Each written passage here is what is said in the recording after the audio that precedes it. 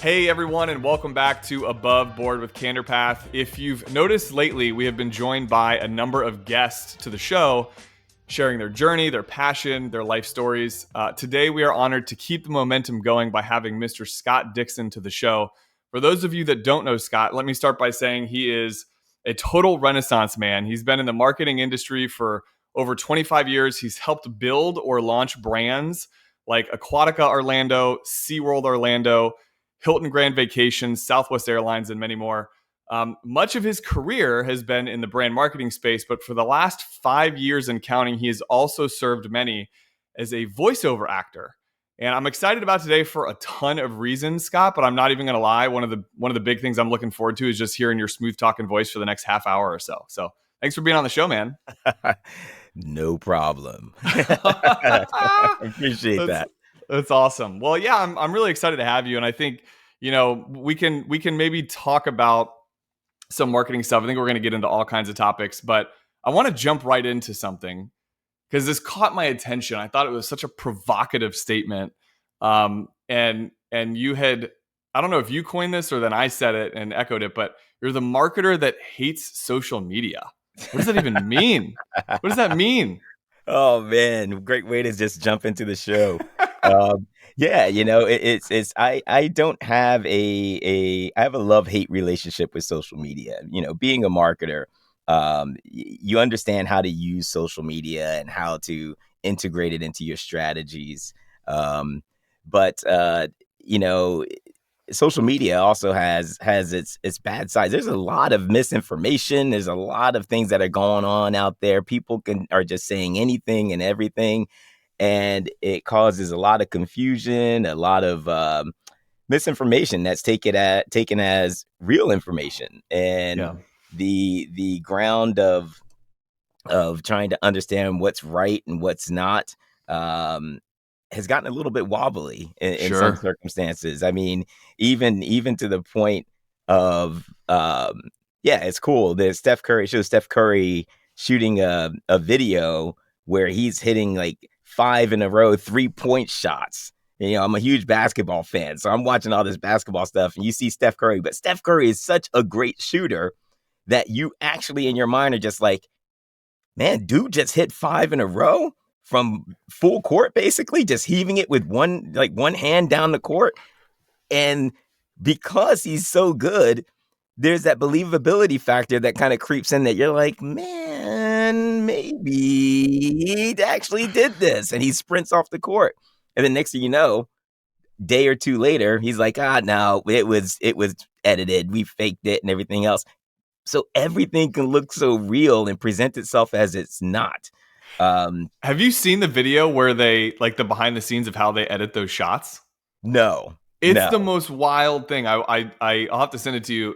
It's a guy on like a zip line, and he's in a green screen suit, and they throw the ball. He catches the ball and then zip lines to the hoop and then drops it in. Are Like you the ones where serious? you see like they throw it like basically across like the entire court and stuff like that. It's wild. Man, I've never, ever seen that before. I guess I should have looked it up, quite Yeah. honestly. And I try to pride myself on being a marketer and being able to say that's real and that's not. But there's some great stuff that's out there, man. I mean, Yeah. my something you'll find probably entertaining is, I know there's a saying that perception is reality. And I hate that saying. I absolutely despise it. I mean, hate's a very strong word, but I absolutely despise it because to me, reality is reality. And that's where we are right now. I mean, so many things can be easily manipulated that sometimes you just start blurring those lines. So, Very true. sorry, marketers out there. I understand that there's a good use for social media. I understand how to use it. I think it's actually, has a lot of positives in connecting people throughout the world. But there's a handle that we have to get on it somehow. But it makes it a So little bit true. difficult. It has its dangers, and I think so. Last week we had Jen Hamilton on the show. She's a keynote speaker. She's a social media influencer, and one of the quotes that I pulled from that show that I loved so much was she coined it curated perfection. We make up. Hmm. We kind of, and my wife always talks about like Instagram being it's like the highlight reel of life. So we curate this perfect scenario, these pictures, and we make it look like it's something other than it actually is. And we're all, we're all struggling and living life and having different things going on in life, but we have this curated perfection. I think that can be dangerous too, don't you? I mean, is that one of the that's got to be one of the reasons you stay away from social media as well? Yeah, and that's actually a great term for it. I mean, curated perfection. That's that's perfect, quite honestly, and that's probably is part of the reason. I just, there's just a realness that comes along to life that people want to have or strive to have, and I don't. I try not to project that some I try to project as much realness and authenticity as possible. Yeah. And being a voice actor, that's part of who you are. Your authenticity is what makes you different from other people. It's you. People say it's your voice. Oh, you have this great voice and things like that. It's called voice acting for a reason. But within every actor, there's authenticity of that person that comes out. And whether it's reading the lines or what have you. And that's really what you're trying to deliver, authenticity of the character or yourself in every read or everything that you're doing. Scott, when did you discover that voice acting was something that you wanted to do? Because I mean, now I've known you for the last several years, and ever since I've known you, I've always thought how amazing you are at it. And I've heard some of your samples, and we'll talk about your website later. But how did you even get into that field? Well, a long, long time ago in a galaxy far, far away.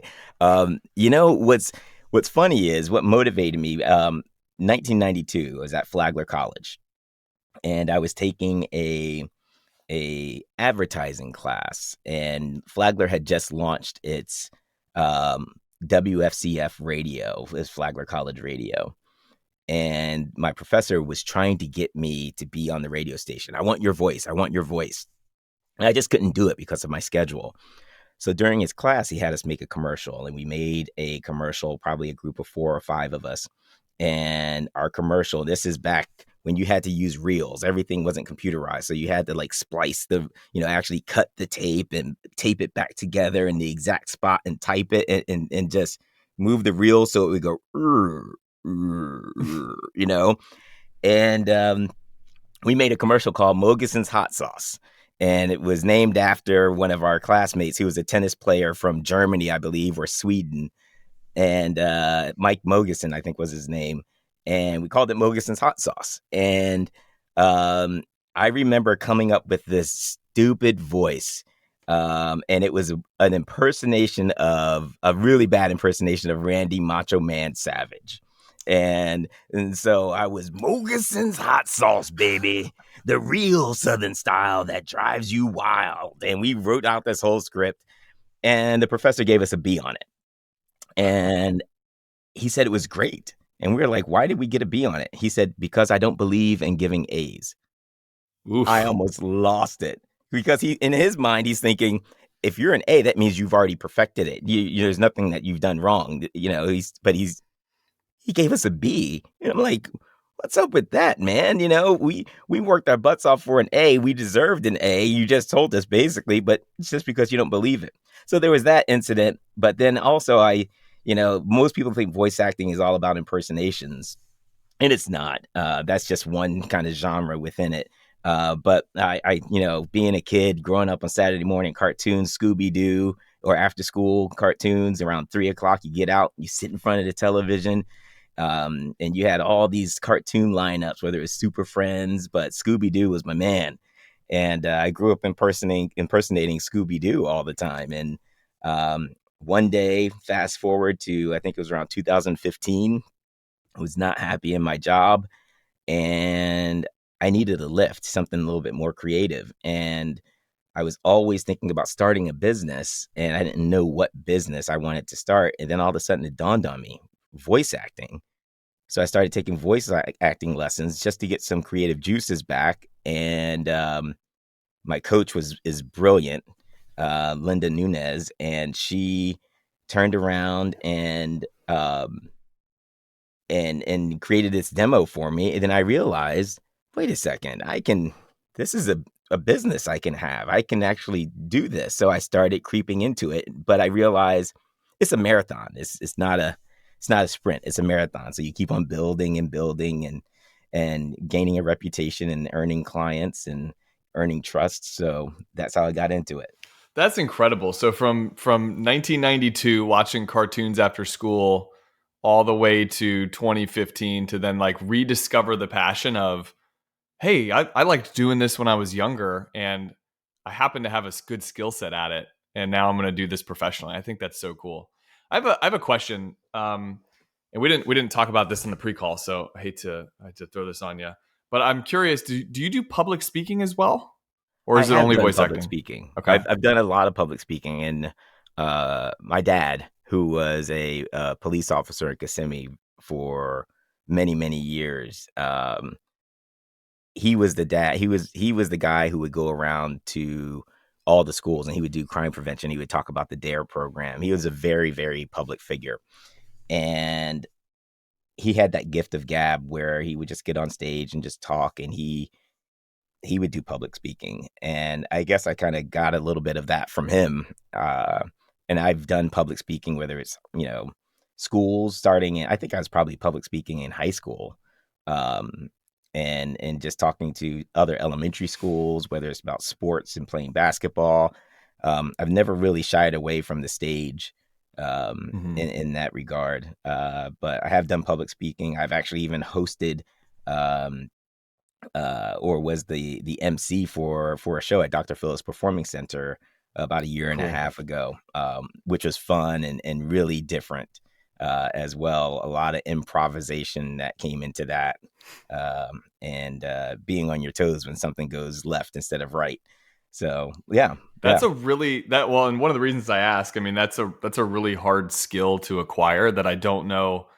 Like being on your toes when something goes awry, I almost feel like you just have to experience it enough times to feel comfortable in that situation, maybe. Hmm. Um, and you did mention your father. I had forgotten about that. I think that that's really important. I this past weekend had to give a speech, and my kids were there. And at the time, I didn't think much of the fact that they were there, present, listening to it. But then afterwards, my daughter came up and she's like, "Daddy, you did so good," and then my wife said that was really awesome for the kids to see you in that light. And on a different note, which we'll talk about this in a little bit, but I had coached her softball team last year, Right. and I don't know what it was about having to give like a talk to like 13, 5 and 6 year old girls. That made me more nervous. That made me more nervous because that's not an audience that I'm used to talking to. Right. Um, but I do think it must have been really powerful for you growing up to see your father give public speeches and talk with the community and be connected to the community in that way, and clearly had its impact on you. And I think as a parent today, those aren't even things that I realized until recently. Even this past weekend, when my wife was like, "It was really good that the kids were there to hear you say that." Yeah. Yeah, it's funny because you don't realize how much kids actually take in, and your wife realizing, you know, you're on stage and you're doing this. You're not realizing you're in the moment, but your wife's in the moment, but she's experiencing a different moment via the kids, your kids, and like, wow, this is so good for them to hear that, and I'm sure that's exactly how my mom felt. And with my brother and I going to all these different events and my dad being in the community, that's just what I grew up with. And it kind of becomes natural. Yeah. And it'll be interesting to see how much of your kids absorb that as they grow and they expand and become like great citizens, like where they gravitate towards. And I think it's great. I think it's great. The more exposure that they have to things like that, and remembering those days of their dad coaching youth softball or any kind of sport, um, it will stick with them. It will stick with them. They'll just absorb it. Well, I hope so. I got to tell you, it was really nerve wracking that whole season. I'm like making the lineup card and making sure that everyone gets their playing time. And I don't think people realize the stress that goes into it. And we're talking 5 and 6 year olds, Oh which is man, funny because we had joked about that before. I mean, it's funny to think about, but sometimes parents that aren't doing it have a different perception of that. And then they ask you to do certain things that you're not comfortable with as the coach, put my kid at lead off, or I want my kid at first base, whatever. Um, How has that gone for you? Because, and well, let's talk a little bit about your family. So you have children, and you are a youth basketball coach for your kids' basketball team, right? Yes, yes. I've been coaching basketball. I played basketball at Flagler. Then after graduating at Flagler, living in St. Augustine for a little bit, I immediately started coaching youth basketball through a rec league. A buddy of mine said, "I know nothing about basketball. I'm a I'm a soccer player," and he was my college roommate. And he said, "Scott, you want to coach with me?" Yeah, and he got me hooked on it. And I've coached youth basketball uh, all the way throughout almost anywhere that I've lived for the most part. Um, and coach YBOA here in Orlando, and then now helping to assist the my son's AAU team. He's 14, and assist with that team. Shout out to the Lake Nona Eclipse. There you go. So, All right. but great people, great AAU team. So it's fun. I love it. Do you so you've been doing this for a long time. I had never like I played sports growing up. And I know like the importance and the role of a coach, of a mentor figure. Do you find that it's got to be really fun for you now, fast forward, having children and then being able to coach your kids? Do you enjoy that, or do you feel like there's a different level of stress being like the parent coach? Man, it's funny. I try not to be. It's a fine line, being that parent coach. It's tough. It's harder when you know the sport also. Um, and I guess my mouth has gotten too big sometimes sitting on the sidelines, and they're like, "You want to coach? Help us out," Listen, you got a great voice, I mean, you Man. might as well exercise it. And my voice needs to be used for something else, man. I told the team this. I said, "Listen, I have voice acting I have to do. I can't be out here screaming at you all to do the same thing over and over and over again. I need my voice. So can we do that?" And they're like, "You do voice acting?" Yeah. I was like, "Yes, but that's not my point, man. My point is just do what I'm asking you to do. Just do what I'm asking you to do." But it's funny because I do enjoy it. I mean, my son's asked me to coach. I guess it's a hidden passion of mine. My brother's a coach for basketball as well. My dad was a football coach um, in New Jersey growing up. It's just it's always been there, and it's a fine line to walk, being a parent sitting in the stands, and then all of a sudden you turn around. You don't want to be that parent. Uh, but everybody wants the best for their kids, and Hmm. I say thank goodness I was in sports because at least I could realize sometimes, what the capabilities of my kids were and what they weren't and what they needed to work on, and so I tried to really like balance that. My wife, she was a swimmer, so she understands all that also. So um, she's much, much, much smarter than I am. So Hmm. she could temper me and keep me in check.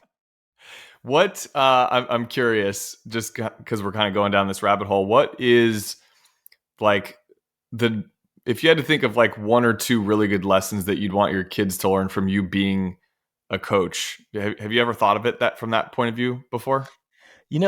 Gosh, narrowing it down to one or two lessons is Yeah. difficult, but the first one is adversity. That how to deal with adversity. Everybody talks about the physical aspect of any game, but there's a mental aspect of the game also, and a mental, I don't know, mindset is what I want to say. I don't want to say toughness, but just a mental mindset to approaching the games and anything that you do.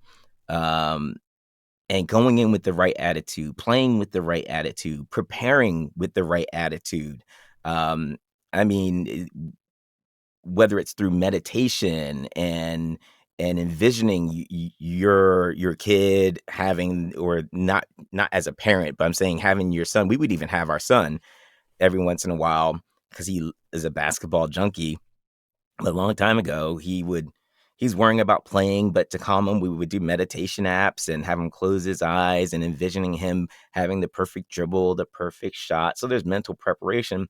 But then the other part of it to me is, within that mental preparation of just being prepared for what you're about to do. Um, being prepared for what comes at you in the game. And that's the adversity side of it.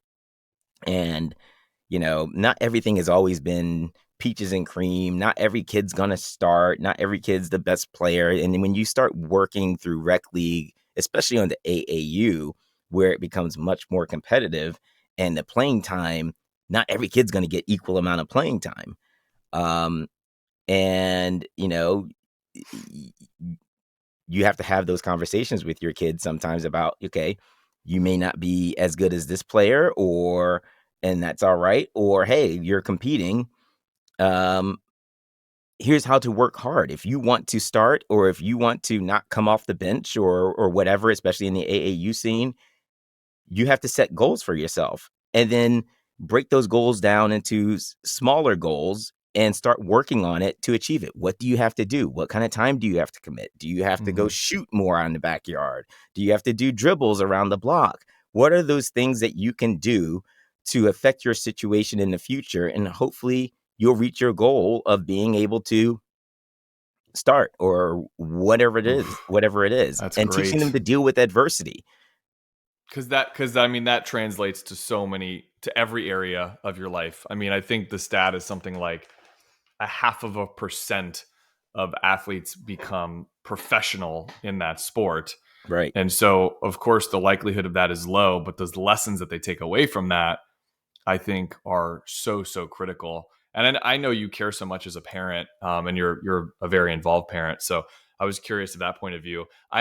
When I started coaching, it was brought up because my daughter said, "Hey, I'd like to play softball, but only if you coach, Dad." I said, "Cool. I can be an assistant coach, cool, Right. easy." Yeah. And then I come to find out they don't have enough coaches. Will you be the head coach? Sure. Have no idea what I'm doing. You One of got roped the in. That's how it one works. hundred That's the percent, typical scam. 100%. And I was the whole time I was so gullible about it. I'm like, oh yeah, okay, like sure. And they're like, it's easy, man. Don't worry about it. It's gonna be great. And then like the first couple of games, I'm like, yo, these parents are tough. Yeah, man. Um, and it was interesting.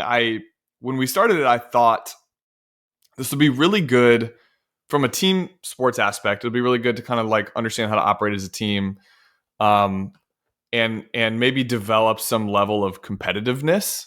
Right. She was only 5 when she started, but I thought this would be cool, like just to develop a sense of wanting to win or whatever, do well or whatever. And Yeah. like within the first practice, I deviated from that plan because I saw like the competitiveness of the parents, and I thought, well, that's not what I want to instill in my kids. I'll give you a really quick example. Um, in practice, one of the practices we're doing, the daughter keeps getting yelled at by the father because she's missing, and for whatever reason at this age, I don't know why, it's not t-ball and softball. You throw the ball to him, Oh, and so okay. she kept missing, and he comes on the field, grabs her bat, hands over her hands and swings for her and does it. And I'm like, that's not the lesson. I don't think Yeah. that's the lesson there.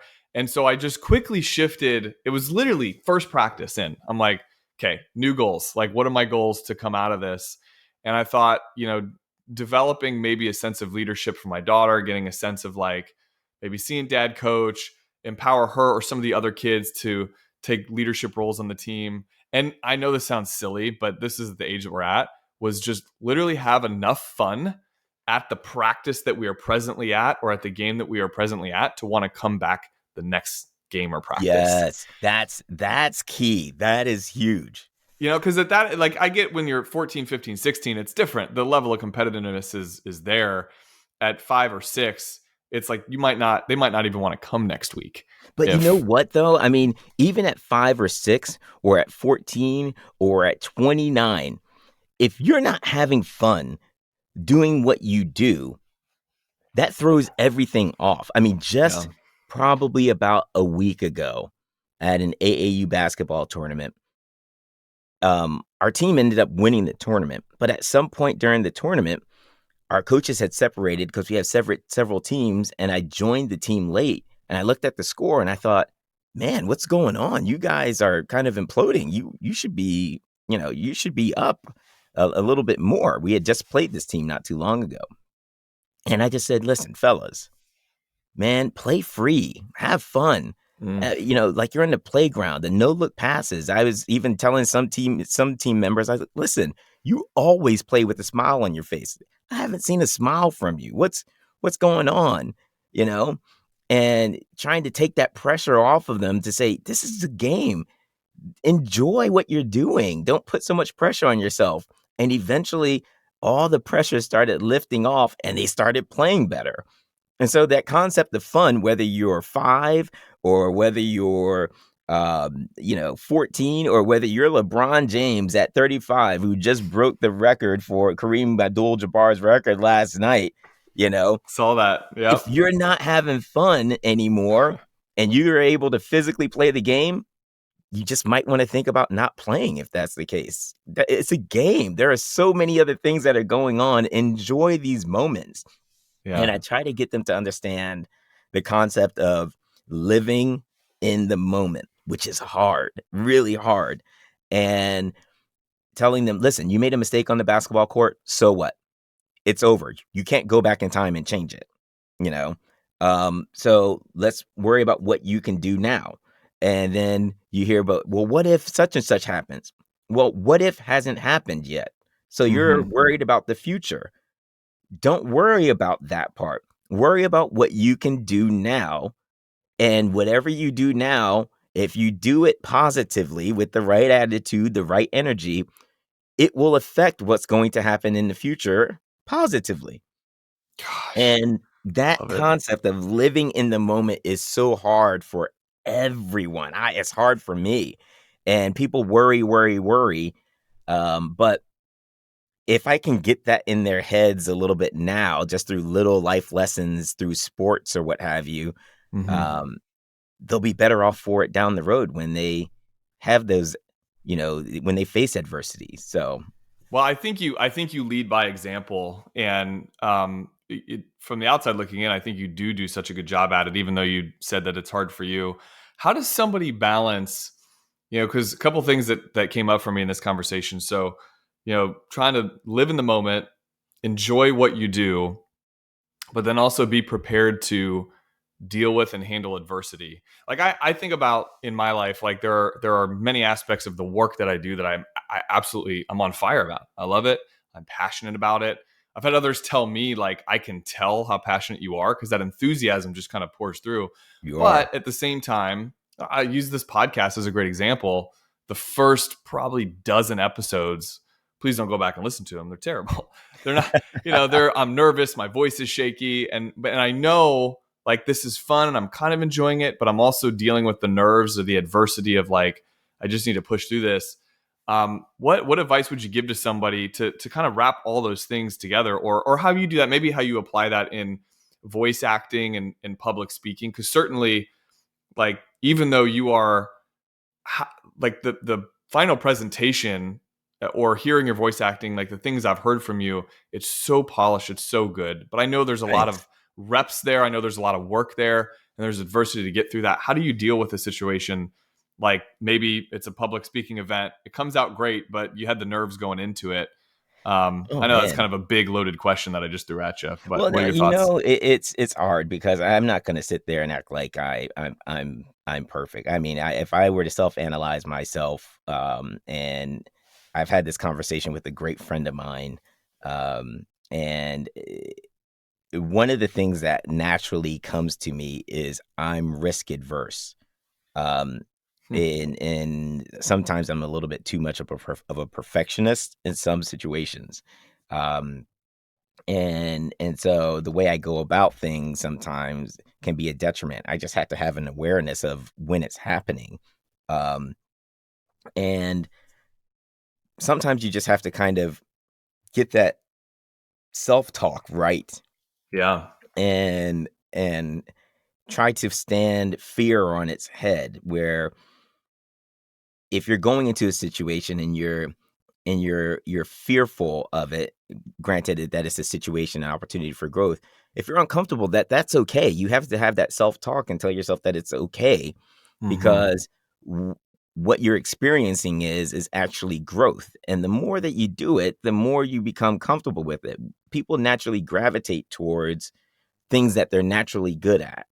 Um, and like public speaking, it's no problem. If you were to give me a topic that I felt comfortable with, I would hop on a stage right now. I'm just comfortable with it. It's just, and that's one of the biggest fears that people have in this world is getting in front of people and speaking. I'm not one of those people.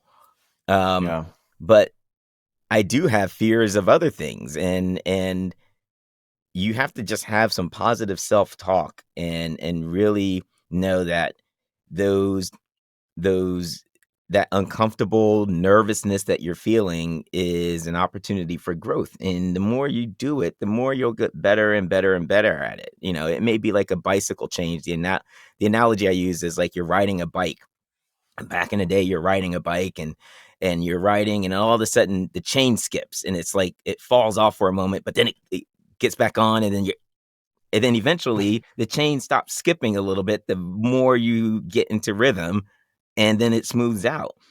I love that. That's the way you have to look at it. And it's again, it goes back to mindset, which again, I struggle with sometimes. It's just natural. And you just work on that part as well of trying to create a positive mindset and realizing that what you're doing is growing. Any job, a new job that you're taking, if you step into a new job and you know it all and do it all, something's wrong there. There should be some growth that's there. I shouldn't be able to step into a job and just feel like, okay, this, and this. Especially if it's new to me, if I should be challenged in some way. That's what you want. You want to be challenged a little bit. You want to grow and stretch in other ways. And so you need to be able to reach a little bit and know that you still have opportunity to grow. And if that fear is there, sometimes you need to run towards it. And that's tough. That's tough. That's really tough for me. So, Did you know we were going to get this deep today on the show? Man, goodness. No, I need a couch. one of the things, well, I asked some of these questions because I'm sure some of the listeners want to know the answer to it, but selfishly, I'm asking to, for my own sake, in the realm of public speaking or podcasting or whatever. And something, we actually did a podcast about this. I think the title was Progress Over Perfection. Mm-hmm. And that's something we talk a lot, even just like internally with our team at our company. I would say a bit of a perfectionist as well. So I identify with that statement that you made. I want to take the perfect stride. And I think the analogy I kind of use now is like, forget taking the perfect stride in the right direction. Just take a step, like just move forward, just take the step, one step at a time to get to that point. And I've learned too, like, so this will be episode 67 or something like that. Of the podcast, and Right. it has gotten better, literally just by virtue of putting the reps in and doing the time. And so, it's easy to get in your own head about making something very, very perfect. And that's something I have to remind myself all the time is just focus on the progress, just focus on making that step. Scott, man, thank you so much for sharing your story and being on our show. I was really very much looking forward to this conversation with a lot of anticipation, and you lived up to it and then some. Before I let you go, couple questions. Any final parting thoughts, and also, because this is a very important one, how can listeners find you? Since you're the marketer that hates social media, how do we find you? I'm going to be branded that way now. That's going to be a tough one to overcome. But, you can find me on www.scottdicksonvoiceover.com. So if you go to www.scottdicksonvoiceover.com, that's my website where you can see my demo or listen to my demo, actually. And, quite honestly, I guess my parting shot is really everything really happens for a reason. And there's so much that's going on. And you have to recognize these opportunities. I always say, since I say everything happens for a reason, and if you're lucky enough and you're paying attention, you'll find out the reason why. And you may not know the reason why immediately, but maybe a little bit later on, you'll come to understand this is why that happened. And And those are the moments that I love the most. I love being able to capture those little moments and realize, oh man, maybe this is why this happened, or this is what led up to it. And um, that's what makes it fun. That's what makes it fun. And that kind of takes the load off of my back to realize, you know what? It helps me get through that adversity.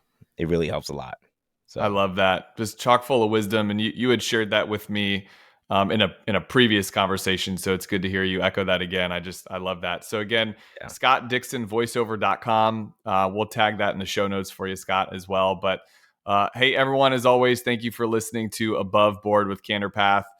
We love these conversations and we love our listeners. If you'd like more bite-sized chunks of these types of discussions, head over to candorpath365.com, where you can listen to 1 minute to 90-second market updates, short clips like this with Scott and I today on your Amazon Alexa. So we hope you have a great day, and we'll see you next week. See ya.